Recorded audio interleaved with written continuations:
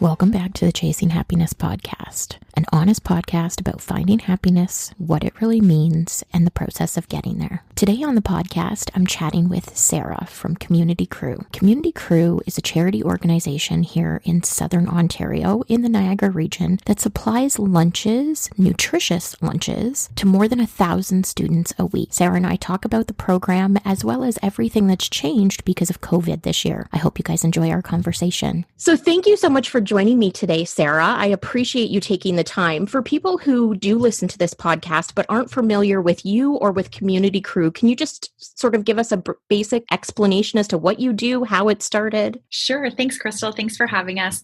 So my name is Sarah and I oversee an organization called Community Crew, and our mandate is to really feed kids. So we work with the local elementary schools, the public board and the Catholic board, and we go in a handful of days per week and we feed children a healthy lunch. So Community Crew is an organization that's dedicated to feeding children throughout the Niagara region. We provide lunches to kids who would otherwise go to school without a lunch. So we work with 24 schools throughout the Niagara region in the Catholic board and the District School Board of Niagara, and we feed over 1,145 children every single week. Some of our schools we're feeding about once a week. Some of our schools we're feeding twice a week. And then our goal for February 2021 is to have all schools at twice a week and then move them up to more and more days until we're feeding them every day. That's fantastic. So you're dealing with quite a lot of kids every week. My guess is because you're dealing with so many children every week, you guys have seen sort of throughout the evolution of this pandemic, how it's been affecting our kids. Have you seen an increase of kids needing this service during the pandemic? It's such a great question. When we first started, for us, it was a challenge because how do you run an in-school feeding program when the schools are shut down? So we had to really get creative of how we worked with the schools and how we worked with the children. And so what we did was the schools were kind enough to say, hey, Community Crew is still going to run over the pandemic, only they're going to do porch drop-offs to your front porch. And so we had the families go online, they could sign up.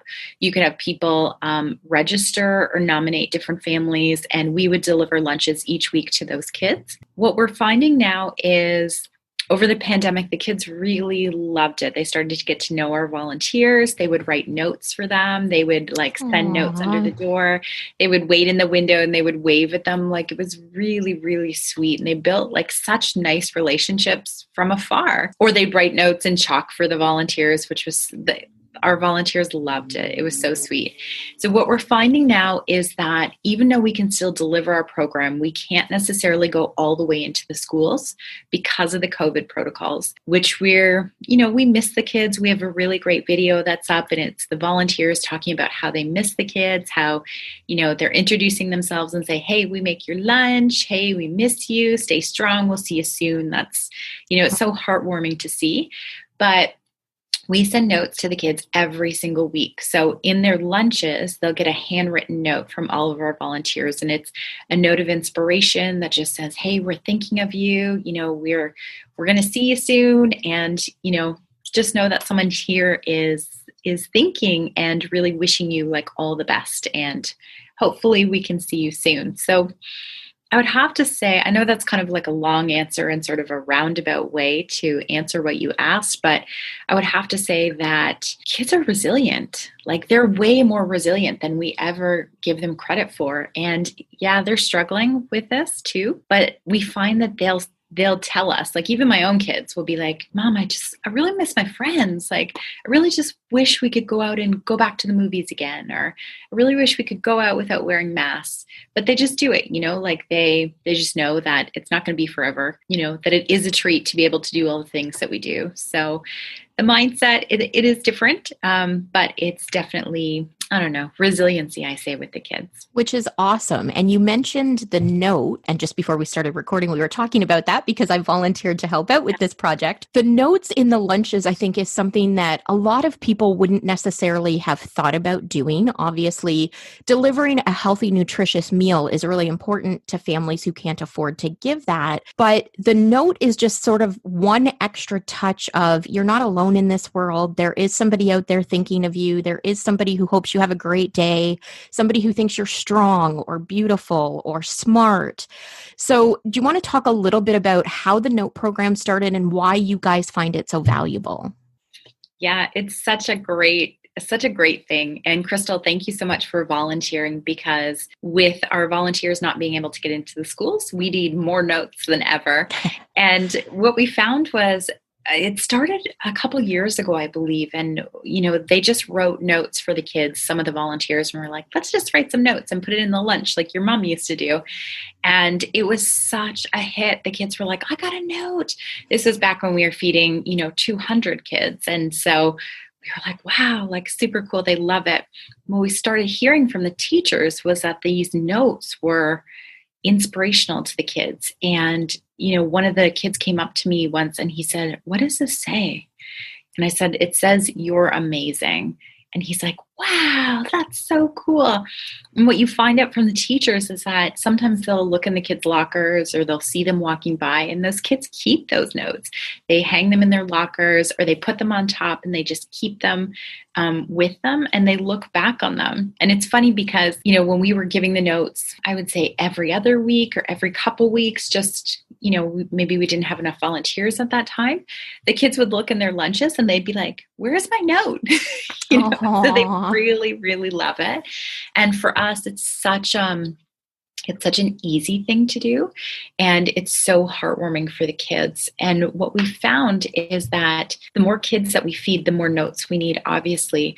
But high school students are having a real big trouble like getting in their volunteer hours. And so we've been able to offer volunteer hours to high school students who want to write notes to the kids, and we'll just drop off a pack of supplies for them, or they can make their own. And then they send it back to us. And then we just quarantine those notes for a week or so. And then we'll send them out with the kids, and they'll send us the link for their hours, and we can sign off on how many hours. So, we're able to work with the high school students. We're able to give them hours. We're able to make sure that these kids get notes in their lunches. And it's nice. Like, it's just a nice reminder, like, hey, someone's thinking of you. And in addition to your lunch, we want you to know that we think you're pretty awesome. That's fantastic. So for people who are listening, if they want to help out with the letter writing for the lunches, how do they get in touch with you to be able to do that? Great question.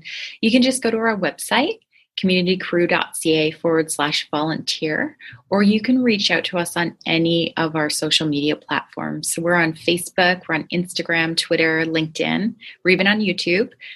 Send us a message, because, we're a small team, so we see every single message that comes in, and just say like, hey, I want to volunteer to write notes, and we'll get you set up. Perfect. And I will post, for everybody listening, I will post links in the show notes for the podcast episode so that you guys can do that. So I know, Sarah, just because I've looked around the website now that I've started to sort of help out a little bit, and you guys typically do a lot of fundraising throughout the course of the year, and, you give lunches and take volunteers. This year has probably, I'm guessing, been a struggle for all of those things. So how are you guys managing all of that this year? The one thing, so we talk about this a lot as a team, and we talk about it in the community. So Community Crew is funded by corporate and private donations and events that we host. We're not government funded by any means. And we really connect with the community to be like, hey, we think this is important. Here's how you can get involved. So when COVID hit and we had to cancel our gala about 10 days or so before the actual gala, wow, we thought, okay, how are we going to do this? We'll probably be able to postpone it. We should be back to business within 6 months. Now we look back in hindsight, we're sort of laughing about it. But it forced us to be able to think outside the box. So if this ever happened again, what do we need to do to bring in the revenue that we need to continue feeding these kids, and to make sure that we're adding more schools, and to make sure that every child across the region who needs this program can access it every single day? So it forced us to do a couple things. Look at maybe where we were doing events. So we still love our events, but how can we change our events so they're more effective and almost cancel proof if that's possible? And then we looked at, okay, we really need to strengthen our monthly giving program, because it's the residual income that will keep feeding these kids and making sure that they get lunches all the time. And that's where 12 for 12 was really born, because we thought, how can we build on something that's really easy for people to give to? It never feels like there's a whole bunch of money coming out. I think some people think sometimes when they donate, you have to donate like $500 or $1,000 or, it has to be big, but it really doesn't. And 12 for 12 is exactly as it sounds. Donate $12 a month for 12 months and provide 72 lunches back to kids throughout the program. It's super simple. We say it's like Netflix for giving, but it's based on the subscription model of, oh, I can do $12 a month. If you think how many subscriptions you have per month, like I have a handful, I'm like, oh, if I add that up, that's like $100 a month that I have in subscriptions to little things. I can definitely give $12. So that's where we sort of had to look at our finances and the way we do business. And because we're a smaller organization, COVID hasn't been terrible for us. We've been able to change the way we deliver lunches from a school program to at home. Now we can go back to the school. We've changed the way we've been able to raise funds. So I'd say we're really lucky and blessed with the outcome, because it could have been so much worse. And the 12 for 12 program sounds like a fantastic way for people to even give it as a gift in someone else's name. Here's what I've done for you for the following year. So I assume people can sign up for that on the website? They can. So they can go to monthly giving. It's under support. I'll send you the link. But it's really support. And then it takes you right to monthly giving options, 12 for 12. If you want to give a gift to somebody, it's so easy. You can sign up for the monthly part. So you can do 12 payments of $12, or you can do a one-time payment of $144. Either way, it works out the same, and it's however you like it. But we've seen a lot of people come forward and say, hey, I'd love to give this gift. And, my teachers or my, parents or something like that, people who don't really need anything for Christmas or don't really need any more stuff, this is a way that they can give back. That's fantastic. I love that. And for people who are listening, because a lot of the people who listen to this podcast are people who are looking to make positive changes in their life. They're looking to have a positive impact on the world. If they're not from our local area here in Niagara, and they're not in a financial position to give you money, because COVID has been kind of a hard year for a lot of people, is there something else they can do to help promote you guys, or to sort of help sponsor in some way what you do? Yeah, such a great question. So one of the programs that we work on is called Difference Makers.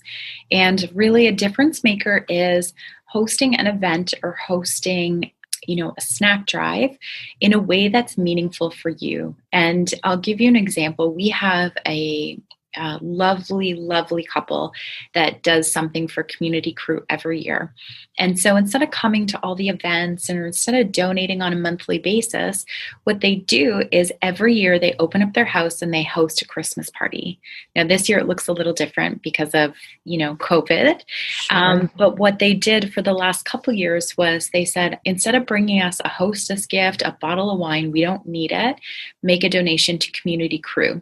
So the first year, I think they raised about $600, $600 or $800. Wow. The second year, they opened it up and said the same thing. Don't bring us a gift, just donate to Community Crew. And they raised $3,000. And then last year they did it and they raised over $6,000. Wow. And it's so they didn't do anything different. All they did was they hosted their same Christmas party that they've done year after year. And they just asked, instead of host this gift, to make a donation. And it's things like that that make such a difference, because they didn't spend any extra time or money doing anything fancy. They just did what they normally do. And, $6,000 is 3,000 lunches for those kids. So for people who want to be able to give to you, they are local and they want to help you, maybe they can't write letters, maybe they can't come and volunteer time. You had mentioned, hosting a snack drive or something like that. Can you explain exactly what that is for people who maybe aren't familiar with the concept? Sure. So our lunches for the kids include usually like a turkey wrap, or we do like mini bagels with hard-boiled eggs. We do something fun for the kiddos. We give them veggies. We give them fruit, and we also do a peanut-free snack for the kids. And so snacks are such an easy, tangible way for people to give back without making a donation. It's great for workplaces. It's really great for, just people to be like, hey, we're going to do a snack drive this Christmas, or hey, we're going to do a snack drive this spring for the kiddos. And people can bring in things like Bear Paws, applesauce, fruit gummies, granola bars, fruit, like those healthier fruit roll-ups, just simple things that you would pick up in your normal everyday grocery shopping. And so we found that they've been wildly successful because it's something tangible. You can get your kids involved to be like, hey, pick a snack for you and pick a snack for the snack drive. My kids go crazy for that, and they're older still. But again, a snack drive is easy, and then it cuts down on our cost in the lunches, because then we're able to serve more lunches. We're able to make sure that more kids get fed and that we can continue to deliver something really fun and unique for the kids. And sometimes we get snacks we didn't even know about, but they turn out to be like some fan favorites, and the kids are very vocal about what they like. I have no doubt about that. So in our local area, for people who listen to this podcast and maybe aren't familiar with the Niagara area, we are very lucky where we live because we're sort of surrounded by greenhouses and farmers and really easy access to fresh fruits and vegetables. But what a lot of people may not be aware of is a lot of people, especially this year, can't afford those things. So you guys go out of your way to create a nutritious meal for the kids. Can you explain a little why that part of it was so important for you? We think that, as a mom, I try and make sure that my kids have a healthier lunch, a healthy breakfast. You just try and make sure that your kids are well fed. But we know that some of these kids that we feed come to school without a lunch. They come to school with just a can of pop. And you're like, how can you learn on that? Like I know after I've had a can of pop, like I feel like I'm buzzing. Like I'm not focused. I'm not able to pay attention. I'm kind of jittery. And so these kids, I can't even imagine them coming to school. They eat a little bit of breakfast and then maybe they have nothing after. But we want to make sure that, one, it was healthy because it fits in with the school standards. It fits in with, what kids should have for healthy, balanced nutrition. But two, what we've started doing, and we're hoping to bring this part of the program back, is we started working with some local restaurateurs and volunteers, and they've been able to teach the kids how to prepare a healthy lunch. So, a couple of kids each week will be able to, in a handful of schools, come in and based on their attendance, being kind to the teacher, being kind to their friends, they're able to leave class a few minutes early and help make the lunches for the other kids. So it teaches them about like how to prep food and what's healthy, what's not, because sometimes it's just a matter of, the kids and family not knowing what's healthy. You see places, dollar food drives, and it's all junk food, like $1 for this bag of chips and $1 for this treat and $1 for this snack. And you think of it and you're like, actually, if you got like 5 apples and a bag of carrots and a thing of celery, and, that could add up to $5, and you could just wash it up, cut it up and send it, and you'll have snacks for the entire week. So it's just teaching them that, hey, there's some cool things that you can actually do with food, and it doesn't have to be expensive. That's fantastic. I love the idea of that part of the program because, especially for everybody who listens to this podcast, I preach quite regularly that what you're putting into your body actually has a huge bearing on your mental health as well as your physical health. So having the ability to teach children, especially at the younger ages, the importance of fresh, grown food rather than something that comes out of a box in order for them to continue not just to be able to have school and it be a good thing, but for them to be able to survive the ups and downs of growing up and to be able to mentally be present while they're learning. That's such a huge deal. Mm-hmm. It's so true. It's really true. And the feedback we hear from the teachers is the days when we bring lunches into the kids is the days that the kids are more calm. Like they're more able to learn. They can sit and they can just, not disrupt others, but they're able to focus and pay attention more than they would be if they had nothing or a can of pop. It also, we make the lunches like little Lunchables. So they look really fun. They come in Aw. like a biodegradable box.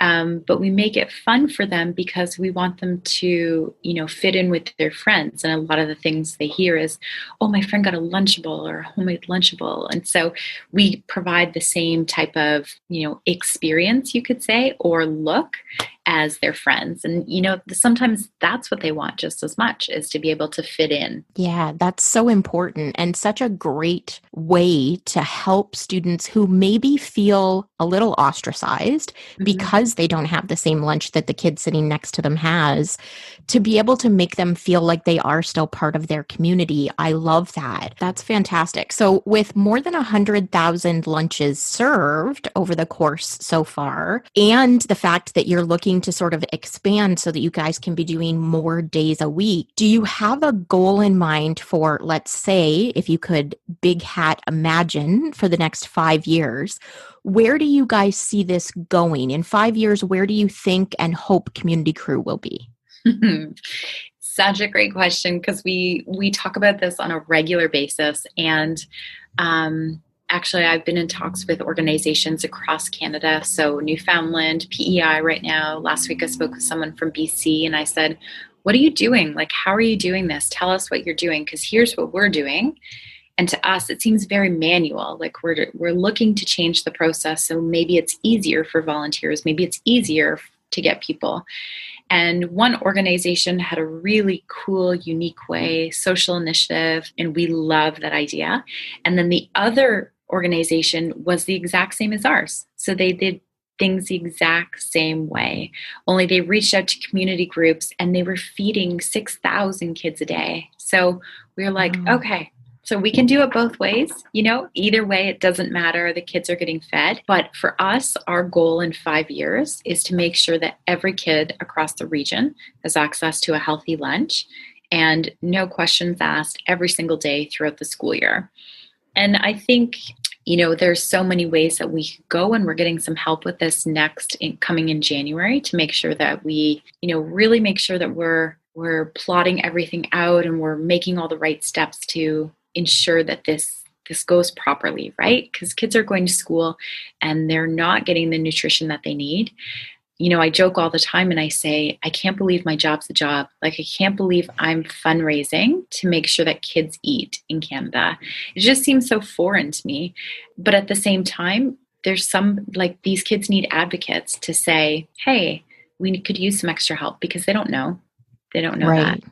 And we're really lucky throughout the Niagara region. We have a fantastic breakfast program. So they offer breakfast and they offer, snacks to some schools. So we want to go in and be able to supplement what they're already doing. So if the kids can come to school and they get a breakfast and a snack, and then we come in and provide the lunch for them, how cool is that they're getting at least 2 meals where they come to school and they're like, yeah, that's it. I know I'm getting 2 meals. I'm going to go home. Some kids we know don't live in the best situations, and they know that maybe they won't get another meal until breakfast the next day. We want to make sure that school is a really fun place for them. We work with the teachers really well. We work the school boards really well, and we work with other organizations really well to say, like, hey, how can we help each other and make sure these kids get fed? So their only job is to come to school and learn. That's it. That's so fantastic. So I saw on the website that you also have given out more than 2,000 backpacks. Can you explain a little bit about what you're doing with the backpacks? Yeah. So when I first came on 3.5 years ago, they were doing a backpack giveaway. And what I found when I started doing more research, because I came from a health charity, so I came from the Heart and Stroke Foundation, which is very much focused on health. It's region-wide, well, Sure. nationwide, really.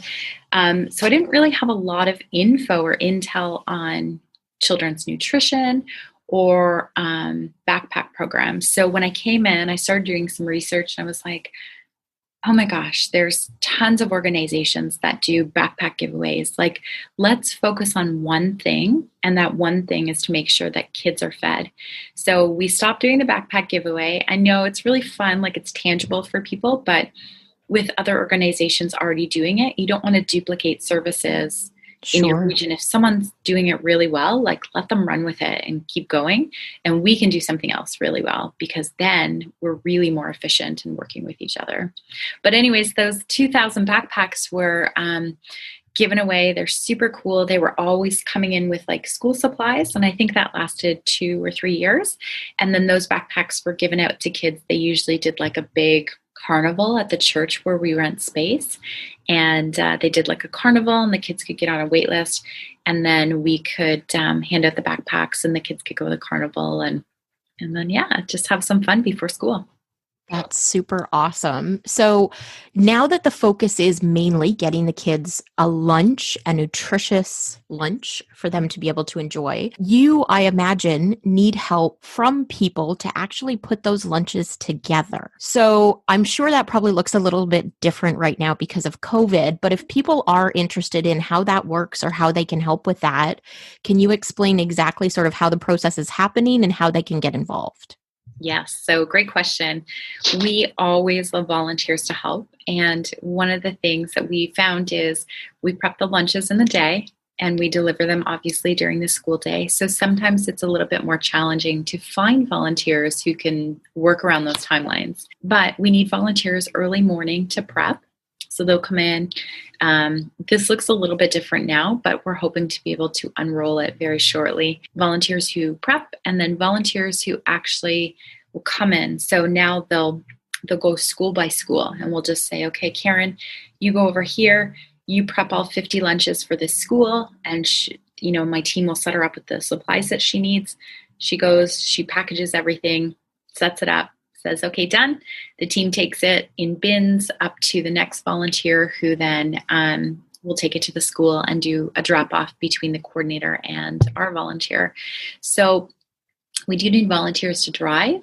So this works really well for people who work from home, real estate agents, people who are self-employed, insurance brokers, different things like that, where you can spend an hour once a week midday and drop off the lunches.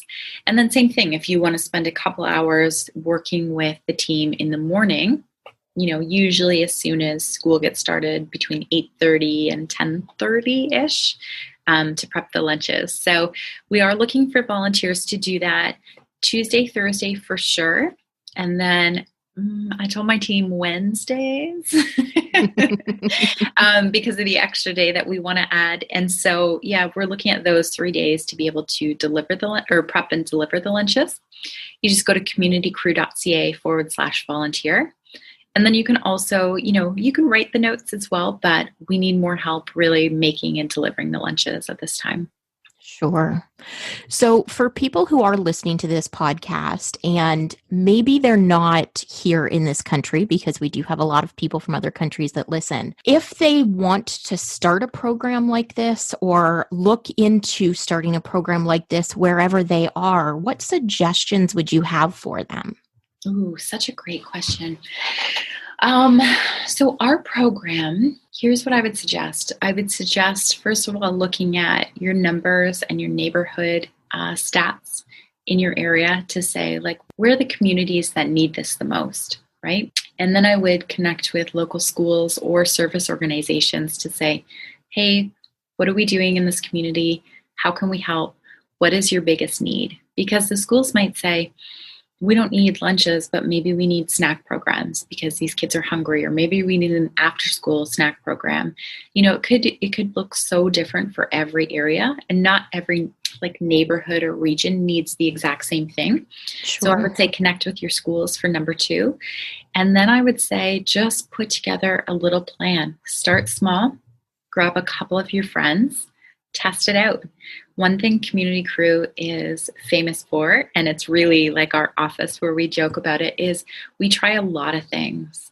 We try, we fail, we try, it doesn't work, we try a new method, and we ask a lot of questions. We reach out to different organizations who are miles and light years ahead of us and say, what are you doing? Tell us what you're doing so we can implement it here. You're doing such a great job with this. How can we do that? And then in turn, when people reach out to us, we're very open source with our information. We make sure that we share everything because we've been helped along the way. And one of our volunteers said it in this video that we have on YouTube. It's so great. He's like, none of us got to where we are by ourselves. We all had people helping us along the way.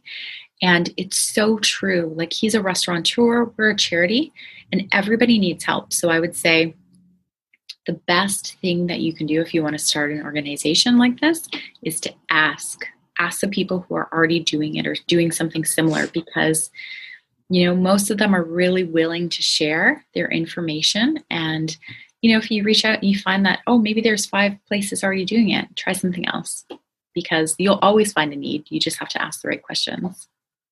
That's great advice. And so the last question that I have for you is, if people want to donate food, because I imagine a good chunk of your cost for operating the program comes from purchasing food.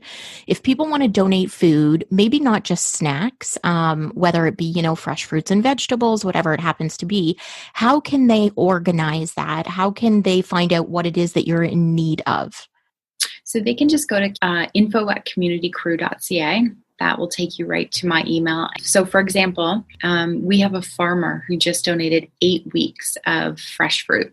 So he gave us 4 weeks of apples and 4 weeks of pears. And every week he'd drop off like almost 1,200 apples and almost 1,200 pears, That's awesome. So super easy and really, really tangible for us to use. So just reach out at info@communitycrew.ca and we can let you know what we have, because there's certain times that we have more supplies than others. And the other thing is, right now, because we're sharing space, we rent space out of a church, is we don't always have the capacity to keep stuff on hand for longer periods of time. So we have to be really careful and strategic about what we accept and the quantity of it.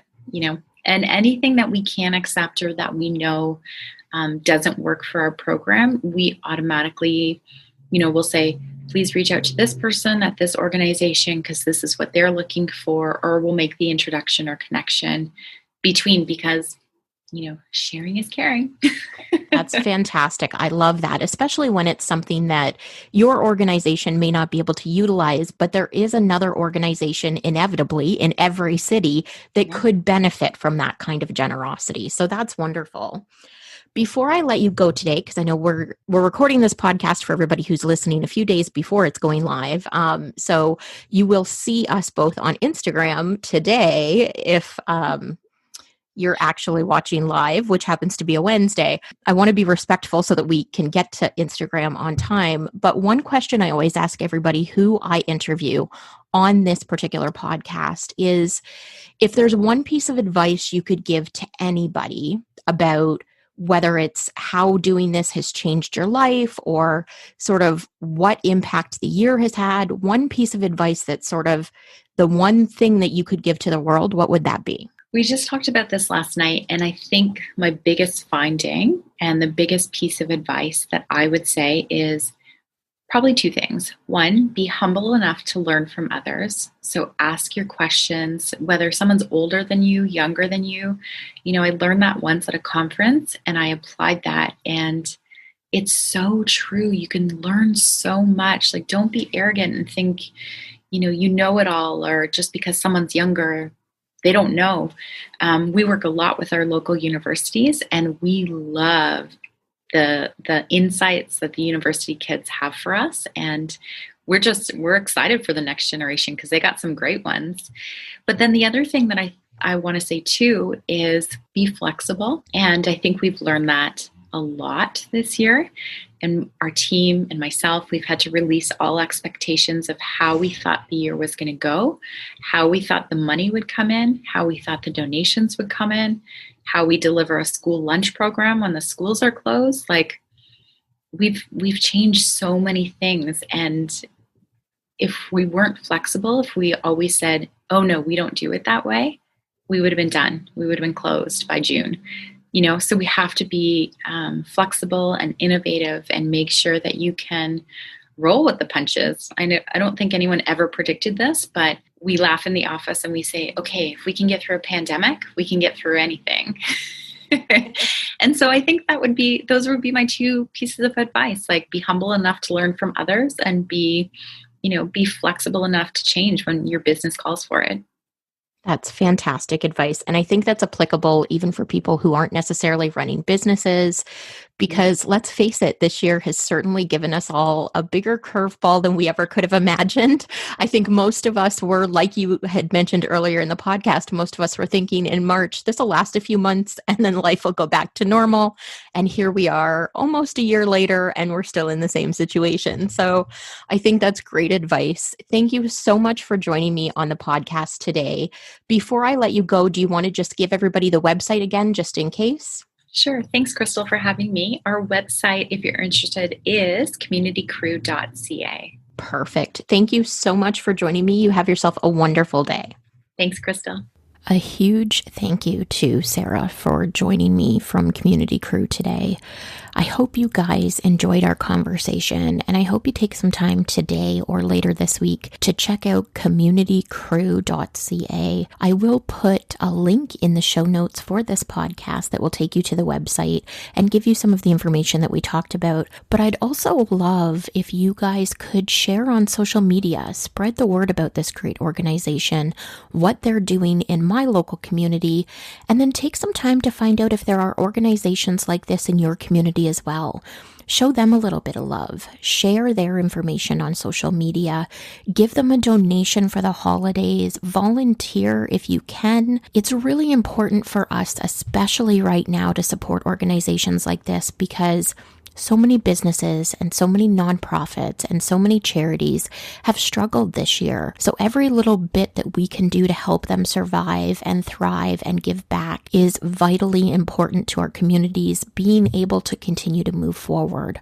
Thank you again, Sarah, for joining me. I hope everybody listening goes and checks out Community Crew, and I hope you all have an amazingly wonderful week.